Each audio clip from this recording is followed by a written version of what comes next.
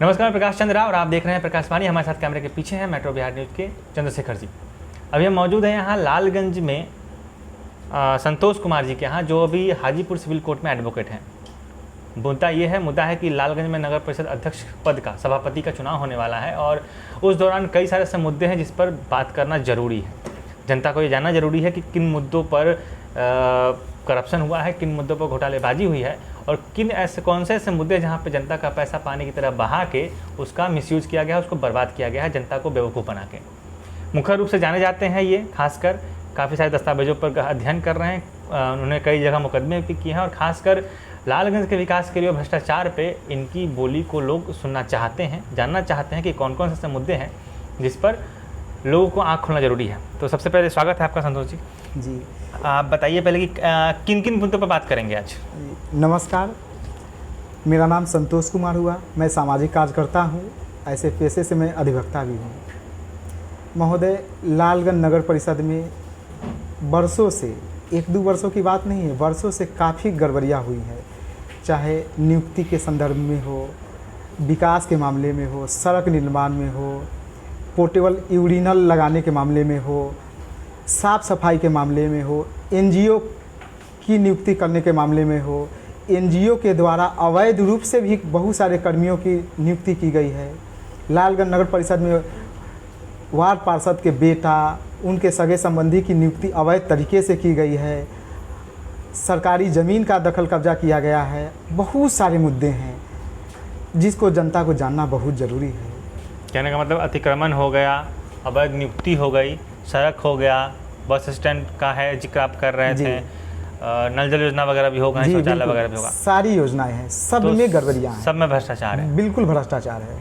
चलिए, तो आज किस मुद्दे पर बात करेंगे? कौन सा चीज़ ऐसा है जो 10 मिनट के अंदर आप अपने पब्लिक को बताना चाहते हैं? जी, आज मैं बात करना चाहता हूँ 2017 में पोर्टेबल यूरिनल और डस्टबिन कराई हुई थी, उसके संदर्भ में। डस्टबिन कराया मतलब जो सड़क के किनारे दिखता है, जी, बॉक्स शौचालय वाला दिखता है, वो शौचालय वाला जी, जगह जगह टूटा पड़ा है। जी, प्लास्टिक का यूरिनल भी लगा हुआ था जो जगह जगह दिखता है, वो भी है। नगर परिषद में तो सुनने में आता है कि कितना 50-51 हज़ार का वो एक बॉक्स है। जी, 51,000 रुपया का है। आपका क्या कहना है? बिल्कुल सत्य बात है।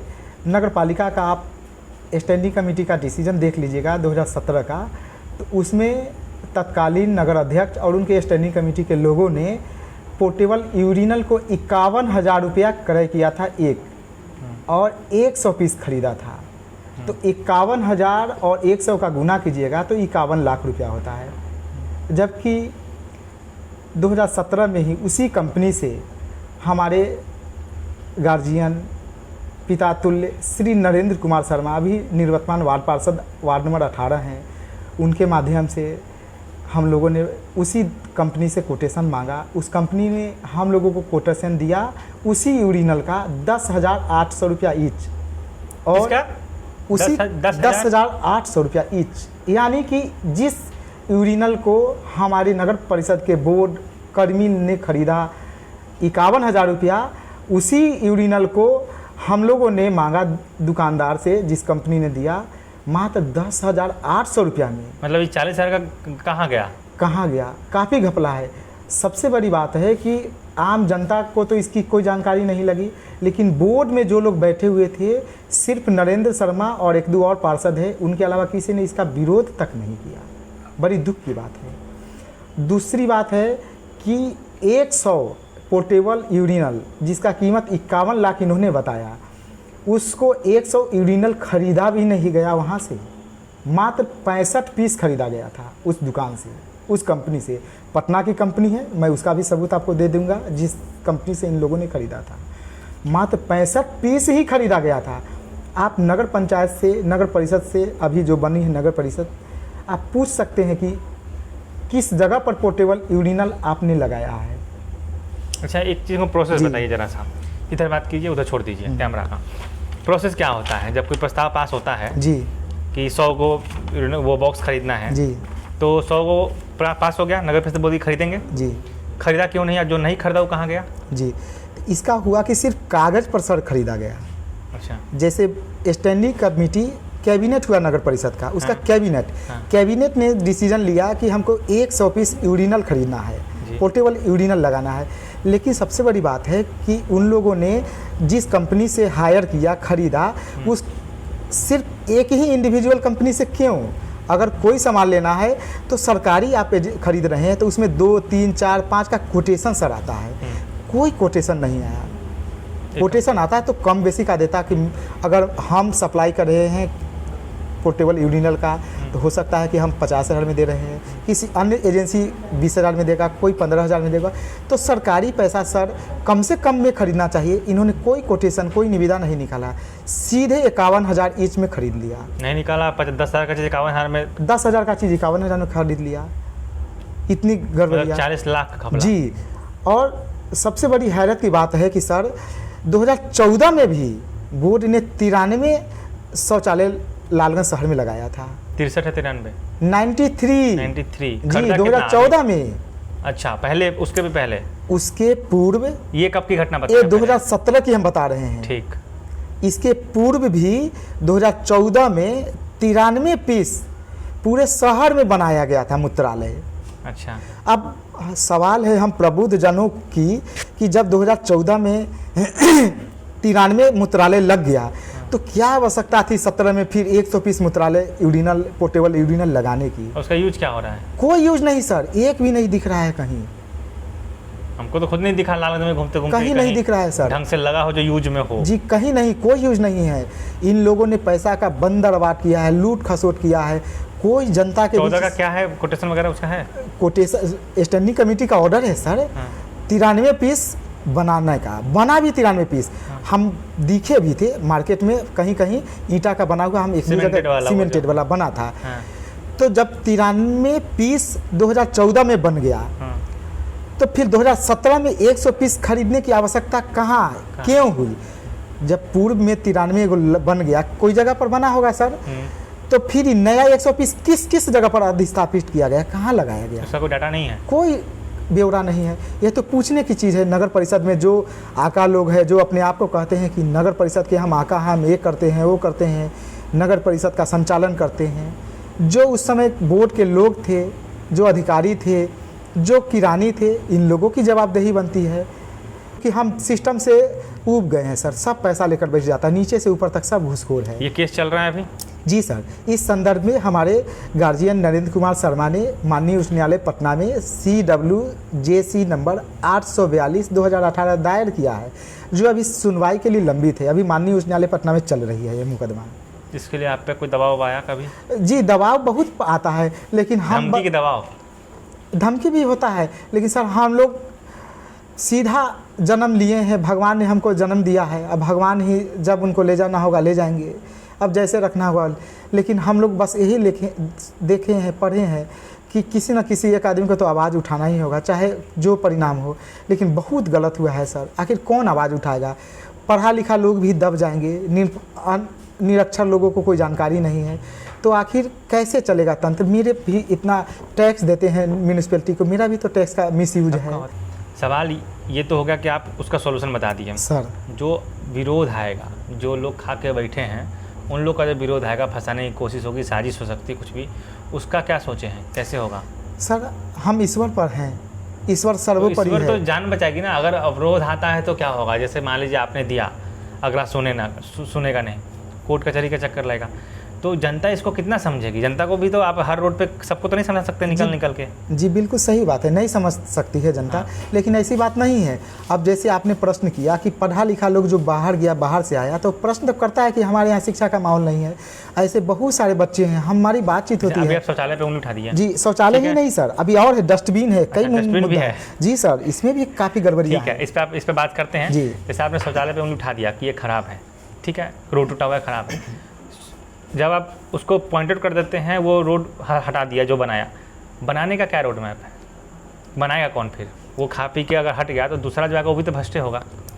यह जरूरी नहीं है कि सभी लोग भ्रष्ट है। अगर भ्रष्ट रहते तो नरेंद्र कुमार शर्मा भी निवर्तमान वार्ड पार्षद 18 है, वे इतनी लड़ाई नहीं लड़ते। बोर्ड बनने के बाद से अभी वार्ड पार्षद हैं 18 वार्ड के, हाई कोर्ट में विजिट किए। अगर वैसी रहती बात तो वे नहीं लड़ते। लेकिन उन्हीं का किया हुआ है। जी, उन्हीं का किया हुआ। हमारे गार्जियन है, हर चीज़ में हमारी बातचीत उनसे होती है और हमको भी सलाह देते हैं, हमसे भी सलाह लेते हैं। हर बार कुछ भी होता है तो हमको ज़रूर याद करते हैं। वो जानते हैं कि ईमानदार लड़का, अच्छा लड़का है, इसलिए हमको ढूंढते हैं।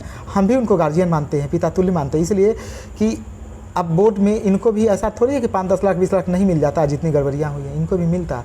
इन्होंने साफ ठुकरा दिया, कहा कि मैं वैसा गंदा आदमी नहीं हूँ, मुझे कोई चीज़ का कमी नहीं है, मैं ऐसा पैसा पर बहुत बड़ी रकम है, 40 लाख रुपया। सर 40 लाख ही नहीं, वो भी 2017 के एक उसमें। सर अगर पूरा जांच करा दिया जाए नगर पालिका का तो मेरा मानना है कि 1 अरब से कम की मतलब गड़बड़ी गबन नहीं हुई है। 1 अरब रुपया। डस्टबिन का क्या मामला है, वो भी समझाइए जरा। जी, डस्टबिन उसी वक्त उसी स्टैंडिंग कमेटी में 17 में ही सर रिजोल्यूशन हुआ था, सेम टाइम में। उसमें हुआ था कि 10 लीटर का जो डस्टबिन है उसका क्रय करने के लिए इन लोगों ने प्रपोजल लाया 205 रुपया ईच करके। एक डस्टबिन खरीदने के लिए 205 रुपया? जी सर। ठीक। जबकि उसी कंपनी से हम लोगों ने कोटेशन मांगा तो कंपनी में कोटेशन हम लोगों को दिया 92 रुपया 63 पैसा का, जीएसटी के साथ सर। 92 रुपया 63 पैसा, और इन्होंने खरीदा 205 रुपया में, और 14,000 पीस सर खरीदा। सर कुल लागत इन्होंने बनाया बिल 28,70,000 रुपया का, 205 रुपये के हिसाब से। जी सर। ठीक है। और हमने बताया कि 92 रुपया 63 पैसा के दर से 12,96,820 रुपया होता है सर। और टोटल इनके द्वारा एक छोटा सा डस्टबिन में सर 15,73,180 रुपया का गबन है, एक छोटा सा डस्टबिन में सर। फिर से समझते हैं, जैसे उन्होंने मंगवाया 28,70,000 का सर उनके हिसाब से। जी, डस्टबिन। ठीक है। आप जब कोटेशन मंगवाते हैं तो कंपनी बोलती है कि हम दिए 12,96,000 का, 820 रुपया। 820 रुपया, मतलब कुल 12,13 लाख के आसपास का। ये आप कंपनी बताई कि हम इतना में दिए हैं, जी, कोटेशन इतना ही का है। जो गैप आया 15,73,180 रुपया का घोटाला, स्पष्ट सर घोटाला है। ये भी हाई कोर्ट में एडिट में है, जो नरेंद्र बाबू किए हुए मुकदमा। साल 2017 में सिर्फ 2 चीज में 40 और 15 नहीं सर, सिर्फ 2 चीज में नहीं, इन 2 चीजों में 55 लाख घोटाला सामने आ गया है 10 मिनट में। सर सुनवाई हुई कहीं से? अभी तक कहीं से सर सुनवाई नहीं हुई, चूँकि इन लोगों ने करोड़ों करोड़ रुपया डकार गए हुए हैं और उसी में से कहीं कहीं कुछ कुछ राशि दे देते, इसलिए सब चुप हो जाता है। जब सुनवाई नहीं होगी तो जनता कैसे उम्मीद लगाएगी, क्या कीजिएगा? मतलब जनता को उम्मीद कैसे होगा आपसे या इस सिस्टम के खिलाफ? जब सुनवाई नहीं होगी तो जनता उम्मीद कैसे लगाएगी? सर अब हम लोग आ गए हैं, हम लोग जहाँ जहाँ पत्राचार करना था कह दिए हैं, निवेदन किए हैं हम लोग। उसके बाद हम लोग पॉम्पलेट छपवाएंगे सभी आरोपों का, पूरे शहर में पॉम्पलेट बंटवाएंगे। सोशल मीडिया पर हम लोगों का चल रहा है जो गड़बड़ियाँ हुई उस संदर्भ में। अब इसके बाद हम लोग नुक्कड़ सभा करेंगे जगह जगह। नहीं मानेगा तंत्र तो हम बैठने वाले नहीं हैं सर। हमने बस यही बीड़ा उठा लिया है कि कम से कम जगह देंगे पब्लिक को, जनता को। इसके बाद हम अनशन पर बैठेंगे, आमरण अनशन पर सर, जत्थेवार अनशन पर नहीं बैठेंगे, आमरण अनशन पर। अच्छा, तो मतलब कि नगर परिषद अगर नहीं देता है कोई जानकारी तो आप आगे अपील कीजिए संबंधित, मतलब अगर आवास योजना से संबंधित है तो उसके संबंधित अधिकारी को आप वहाँ पर आरटी डालिए, वहाँ से जवाब आएगा। जी बिल्कुल सर। ठीक है। तो बहुत सारे घपले हैं, क्या आपके पास पूरा हम देख रहे थे, काफ़ी सारा कच्चा चिट्ठा है, बहुत है सर, इतना कुछ है। इतना बताने के लिए धन्यवाद। जनता को कुछ कहना चाहिएगा तो बताइए। फिलहाल एक चीज़ और आपसे कहना चाहेंगे कि अगली बार कोई भी नेता है तो ज़रूर उनसे सवाल पूछिएगा। हम हर एक हफ्ते में 1 बार 2 बार जितनी बार हो इनसे मिलेंगे, इनसे बात करेंगे, हर एक मुद्दे पर पूरी बारीकी से ये समझाएंगे, जितना हमें समझ में आएगा उससे हम काउंटर भी क्वेश्चन करेंगे। जाहिर सी बात है इसके बाद नेताओं का फ़ोन आएगा, आपको भी आएगा, हमको भी आएगा कि क्या आप चला रहे हो क्या नहीं। जिनको भी बात करनी है कैमरा पे बात कीजिए, कि जो बोले हैं अगर आपको लगता है कि गलत बोल रहे हैं ऑन कैमरा काटिए, बात को रखिए अपना, उसके लिए स्वतंत्र है, हम भी आपका बयान ले लेंगे। लेकिन हस्तक्षेप तो होने वाला है, ये वीडियो देख के बहुत लोग आपत्ति दर्ज करेंगे। तो आपको कुछ कहना है तो कह सकते हैं सर। हमें कुछ नहीं कहना है, बस यही कहना है, जनता लोगों से निवेदन करेंगे कि हे जनता जनार्दन, कम से कम आप लोग आज तक अपना भविष्य चौपट कर लिए हैं, अब अपने बच्चों का भविष्य चौपट नहीं कीजिए। जनता को दोष नहीं दीजिएगा, जनता तो भूल जाती है।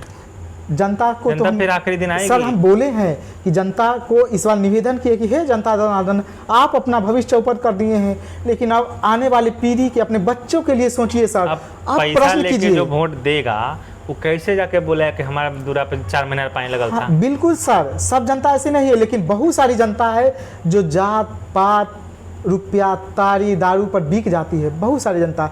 हम निवेदन करेंगे कि हे जनता, कम से कम अब ऐसा नहीं कीजिए। जो लोग ऐसे करने वाले हैं अभाव में प्रभाव में आ जाते हैं, अब वैसे नहीं आइए। अच्छा एक चीज़ बताइए, तो हम सिर्फ विकास के लिए लगातार सोचते रहे हैं। समेटते हैं इंटरव्यू का। आखिरी सवाल है, नगर परिषद बन गया लालगंज, सर क्या चेंज आया है? सबसे फंडी के मामले पूछ रहे हैं सर, कितना पैसा ज़्यादा आएगा या इस बार कितना आया है अनुमानित? सर अभी चूंकि नगर परिषद जब से बना तब से नगर परिषद का बोर्ड उस राशि कोई राशि ला नहीं पाया, चूंकि पक्ष विपक्ष के फेर में ही लगा। अब 12 सितंबर 2021 से नगर परिषद चूंकि 11 मार्च 2021 को अधिसूचना जारी हुई, तो अधिसूचना जारी होने के 6 माह के अंदर उनको चुनाव करा लेना था, या राज्य सरकार के स्तर से कमी हुई जो नहीं हो पाई। तो 12 सितंबर 2021 से नगर परिषद का बोर्ड भंग हो गया। तो उस संदर्भ में कोई राशि आई नहीं, कोई बैठक हुई नहीं, कोई काम हुआ ही नहीं। लेकिन चूंकि नगर परिषद बन गया है तो अब पहले से फंड अधिक आएगी नगर परिषद में। अनुमानित कुछ है कितना आएगा इस बार? अब तो सर हवा तो बहुत सारा आंकड़ा सुन रहे हैं हम भी, लेकिन फिर सर वो आंकड़ा काम के हिसाब से है, कौन सा योजना हमारे शहर में आएगा, योजना के हिसाब से पैसा आएगी। उसके बाद सर और अब टच करेगा कि नहीं करेगा? सर पिछले साल 2021 में बोर्ड ने नहीं 2020 में नगर परिषद का बोर्ड ने 93 करोड़ का बजट पास किया था। सर मैं बताना चाहता हूं कि 2020 में मार्च 2020 में नगर पंचायत लालगंज ने 93 करोड़ का बजट पास किया था सर। तो लगभग तो हम लोग पढ़े थे कॉमर्स में 1 अरब में आधा 7 करोड़ कम, आधा तो साधा, तो आधा से ज़्यादा लगभग 1 अरब यानी 93 करोड़ का बजट तो सर नगर पंचायत ने ही पास किए हुए है। 2020 में 93 तो करोड़ नगर परिषद हो गया है। अब तो नगर परिषद है, अब तो बजट 93 करोड़ से कई गुना ज़्यादा आएगा तो सर। पब्लिक है, जानती है, जानती होगी, समझती होगी। बाकी आप देख रहे थे, देखिए हम अगली बार फिर मिलेंगे। इस बार मुद्दा था जो हम लोगों ने बात की, चलित शौचालय जो आपको जगह जगह गिरा हुआ मिलता है विकास की तरफ नाले में, और एक डस्टबिन, 2 चीज़ों पर हमने बात की है। बाकी आगे आवास योजना है, सड़क है, नाली या गड्ढे है, सब पे बात करेंगे। मुद्दे बहुत सारे हैं और समय है तो सोचा कि जनता को बता दी जाए। सबसे बड़ी बात यह है कि जनता को जागरूक होना पड़ेगा, सवाल पूछना पड़ेगा बिना किसी स्वार्थ के, वरना आप डूबे रहिएगा 4-4 महीने तक, कुछ नहीं मिलेगा और आप सवाल करने के हकदार नहीं होंगे। इसकी दुर्गति के जिम्मेदार आप खुद होंगे, क्योंकि लोकतंत्र जनता का, जनता के लिए, जनता का शासन। हमारे साथ अभी लोकतंत्र के 2 स्तंभ, न्यायपालिका और मीडिया, प्रेस, दोनों बात कर रहे थे और आप देखते हैं प्रकाशवाणी को। देखते रहिए और जुड़िए हमारे साथ। धन्यवाद।